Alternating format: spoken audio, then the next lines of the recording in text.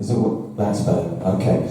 Great. So in this paper, I want to revisit what I think for British historians is some reasonably well-worn territory, and that's radical, liberal, and socialist critiques of British capitalism, imperialism, and militarism during the period roughly 1880 to 1914. And what I'm especially interested in is the radical imaginary or imagination, as it might be called, which animated these critiques as they denounced the corruption of two economic formations central to the wealth and security of the British state, financial capitalism and the private armaments industry. What of the existing work? Well, we know already of the many intellectual sources which fed this critique and which nurtured the ideals of a new generation of radical journalists, activists and organisations. This dense, very rich matrix of Comtean, Spencerian, Gladstonian and Cobdenite currents of thought. And we know also of the many excesses and fractures and struggles and failings of this critique at the turn of the century. And inconsistencies have been found within key texts, notably J.A. Hobson's path-breaking work of 1902, Imperialism, a Study. But equally, there was, I think, a kind of consistency to this complexity, a shape, if you like, to this critique, determined by a consistent resort to a set of common discursive elements. This is sort of recurrent tropes and metaphors and motifs, as radicals and socialists sought to explain the scandalous reality of hugely complex, confusing events and developments. And it's this I'm trying to get at when I speak of the radical imaginary or imagination. And there were, I think, three key elements, all of which work together in a kind of ultra-systemic and even conspiratorial fashion. And this is one, images of parasitic vampiric figures; another, images of press manipulation, propaganda and fake patriotism; and finally of diffuse networks of financial interest. And crucially, what made them cohere was, paradoxically, an abiding sense of antagonism and disjuncture, not between capital and labour, but crudely between the national public interest on the one hand and the narrow particular interests of cosmopolitan corporate financial capitalism on the other. This sense, as one pamphlet put it in 1913, that capitalism has no fatherland, that corporate capitalism was, if you like, a citizen of nowhere. There's a lot here. I'm going to be very brief and schematic, and I want to examine two events in particular: the Second Boer War, or South African War, of 1899 to 1902, and then the armaments ring scandal of 1913-1914. But first, some context. So the imaginary, or the imagination that I want to sketch here clearly has affinities with the imagination that animated the radical critiques of old corruption during the first half of the century. The critique of William Cobbett, of the Black Book, and of the Chartists, and both Ian and Mark spoke of this yesterday. But the generation of radicals and socialists I'm concerned with were confronted by a new settlement. Now, to be sure, the assault on old corruption had borne considerable fruit. The bloated Napoleonic fiscal military state had been dismantled by mid-century. We've got free trade, we have lower taxes, and we've got lower state spending. We have, by mid-century, a more open and inclusive realm of national public life. We've got an emerging reformed civil service by the 1880s. We have, by the 1880s, an expanded franchise. We've also got a more expansive, unstamped press. So in short, something like a national liberal reform polity was beginning to appear in Britain. It's a well-known story. What I would emphasise is how, just as the old corruption complex was dying out through reform, a comparable successor complex was born. And this successor complex was corporate and financial, and was deeply bound up with a fresh wave of capitalist globalisation. And it was military as well. Free trade required a global police force in the shape of the British military and navy. And these military dependencies deepened in what was also a new age of colonialism, principally in Africa, and also intensified European state rivalry. Central to this was the extraordinary growth of the City of London. By the early 1900s, 1/3 of all quoted securities in the world was sold in London. Meanwhile, across various industries, deeply embedded in the global economy, from coal mining and brewing to tobacco and textiles, we see the emergence of new monopoly forms of capitalism in the forms of combines and trusts, as they were called. Now, in Britain, huge amounts of capital remained in the hands of private family firms, but the cutting edge was in the realms of these combines and these trusts. And this edge was nowhere sharper than in the private armaments industry. So the steelmaking company Vickers & Co. bought a shipbuilding business in Barrow, and the Maxim gun-making company in 1896 alone. The shipbuilder Armstrong and Company bought the gunmaker Whitworth & Co. in 1897. These and other armaments companies, private armaments companies, would become key players over the next decade, displacing long-established Royal Naval Yards and Ordnance Works as the key suppliers of military hardware to the British state, though they also sold arms to foreign states as well. And my point is that this new complex was just as convoluted as that of old corruption. The City of London was a warren of different services and markets. Corporate structures already by 1900 might comprise holding companies and operating companies, and they might also have foreign subsidiaries as well. It was a rich source of anxiety across the political spectrum, partly because of its complexity, partly because of episodes of financial fraud, and partly because of the number of MPs and ministers who were shareholders or directors of these corporate companies. But a growing number of loosely aligned radical and socialist anti-militarist groups and activists also advanced readings of the so-called cosmopolitan forces behind the militaristic excesses of the British imperial state. Now, I think the foundational event which, if you like, gives birth to this imagination, where we first see it at work, is actually the violent invasion and subsequent occupation of Egypt by British forces in 1882. As the country, Egypt was on the verge of bankruptcy amid heavy indebtedness to British and French bondholders.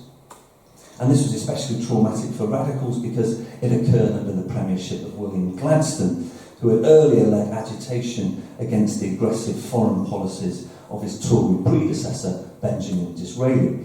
Now, a lot more might be said about this event, but my point is that we see in the radical critiques of this invasion the first confluence of those three elements I mentioned a moment ago, of dark financial forces at work, in this case merchant banks and the holders of Egyptian government debt. We see the invocation of dense networks of financial political connection, but we also see the invocation of the malign hand of the press, which was manipulating public opinions, and that the term given to this kind of fake patriotism was jingoism. This was a kind of very xenophobic, fake kind of patriotism. And this latter element was crucial. The official government line was that the invasion had occurred to protect British interests in the Suez Canal, but all this, so it was claimed, was misinformation. It was really, as it was put at the time, a bondholders' war. So we have this bondholder war thesis waged on behalf of the financial elites, and you get a flavour of this, I can only give a flavour of this kind of critique from an editorial in the radical paper Reynolds' News, where we find reference to bankers, to wire pullers, and to these kind of vampiric, parasitic forces. But this was just a foretaste of what was to come during the South African War, or the Boer War of 1899-1902. And this was Britain's biggest and most expensive military encounter since the Crimean War of the 1850s. And I'm not going to rehearse here the complex genesis of this conflict between the British imperial state and the two Boer republics of the Transvaal and the Orange Free State, save to highlight two things. but it broke out against the backdrop of the development of great mining interests in the region, led by the likes of Cecil Rhodes, and also various other business and city-based financial interests, many of them Jewish-owned. And B, that it was accompanied by the most incredible outpouring of pro-imperial, pro-British Empire sentiment in the press. Now, there were all sorts of scandalous subplots within the Boer War. There was the earlier and abortive Jameson raid of 1895, a very complex event in itself. There was a scandal in 1899 surrounding the Colonial Secretary and his family's financial interest in an armaments firm. Not to mention there were scandalous revelations regarding the British use of concentration camps. Now, radicals and socialists have much to say about all of these things, but these all mix with highly charged commentary about the real causes and the interests in play. Now, unlike in the case of Egypt in 1882, the term cosmopolitan now featured prominently, and there was sharper recognition of the conflicting forces in play. The great radical theorist of the war was unquestionably the journalist and political economist J.A. Hobson, who produced, in fact, no fewer than 3 books inspired by the war. In 1900 he wrote, and I quote, of how the growing tendency of modern civilised communities to stake large portions of their property in foreign lands runs counter to all past traditions of nationalism and sets up, the quote continues, an antagonism between the political and the economic structures of the world. And herein lay the corruption. It was not just an affront to true, real patriotism, but these interests also demanded unjustly the protection of the British state and British lives. For whom was the war waged, he asked in one account? Well, the answer for Hobson, as for others, was secret enclaves of financiers deeply embedded in the political elites. Another critic of the war at the time, F.W. Hearst, who in fact would later go on to become the editor of The Economist, slammed the war as an episode in what he called financial imperialism, even declaring that ministers are just a row of puppets, and that a board of international financiers sitting in London and Paris, I quote, were pulling the wires. Much of this was laced with crude anti-Semitism, it should be emphasised, and a very old trope, of course, about Jewish usury and so on. And Parliament is full of this kind of sentiment, so too the anti-war pro-Boer press of the radical left. Wherever we go, we find the same thing, declared the radical MP John Burns in the House of Commons in the 1900s. The financial Jew operating, directing, inspiring the agonies that have led to this war. It was awash too with invocations of financial capital as a parasitic force wielded by a parasitic class. Hobson's study of imperialism had an entire chapter on what it called the economic parasites of imperialism. Elsewhere, it was common to refer to imperial vampirism. Much to radical dismay, however, the war was hugely popular with the public. An election was fought in 1900, partly on the subject of the war, the so-called khaki general election. Split on the subject of the war, the Liberal Party lost this election very badly. So did not then the war have a very powerful democratic mandate? And if it had this very powerful democratic mandate, how could this war be against the public interest if the public supported it so powerfully? And hang on. And there's these scenes of popular celebration here at various victories won during the war. So how could this war be against the public interest if there was so much popular opinion in favour of it? But again, this is the crucial role played by this other element in the mix, which is the power of the press to mould public opinion. And this, if you like, completes the systemic picture. Time and again, radicals and socialists argued that the press was manipulating public opinion and fabricating a kind of fake patriotism, or what they called jingoism. And Hobson dedicated a whole book to this, his Psychology of Jingoism, as it was called. But others made similar arguments. As the socialist Ernest Balfour Bax put it in 1901, patriotism is the catchword by which imperialist brigandage seeks to bulldoze the empty-headed among the classes which have no personal or material interest in the cowardly infamies perpetrated by it. Now, my final example here is the radical socialist agitation against the build-up of armaments in the Edwardian period, amid escalating worries that Britain's defences were lagging behind those of Germany. Now, concerns about the private arms industry, the merchants of death as they were sometimes called, and bloated defence expenditure had festered throughout the 1890s and was a core part of the case against the South African War. And in 1909, there was a great public panic about Britain's naval capacity, which many radicals and socialists thought had been deliberately confected by the arms industry in cahoots with the press. But all of these concerns exploded in 1913, and they were prompted by revelations not in Britain, but in the German Reichstag by the socialist Karl Liebknecht. As was widely reported in the British press, Liebknecht, in the Reichstag, had furnished evidence of bribery and press manipulation by a ring or trust of Germans' arms firms, and it exposed these deep links between German officialdom and the Krupp's arms empire.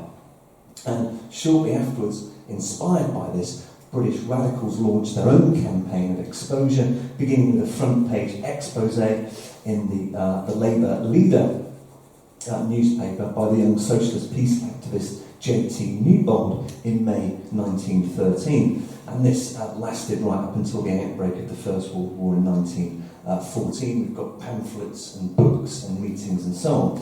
Now, this was without the anti-Semitism that had scarred opposition to the Boer War.